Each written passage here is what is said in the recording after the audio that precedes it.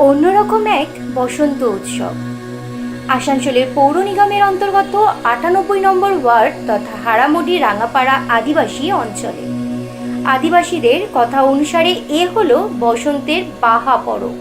এই আদিবাসী গ্রামে দোল বা বসন্ত উৎসবে কোনো রঙের ব্যবহার হয় না, শুধু জল ব্যবহার হয়, কারণ তারা প্রকৃতির উপাদানেই বিশ্বাসী।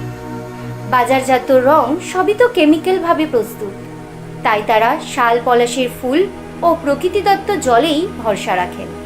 তবে এই বসন্ত উৎসব তথা বাহা পরবে আদিবাসীরা তাদের পারিবারিক সম্মান অক্ষুণ্ণ রেখেই এই উৎসবে মেতে ওঠেন।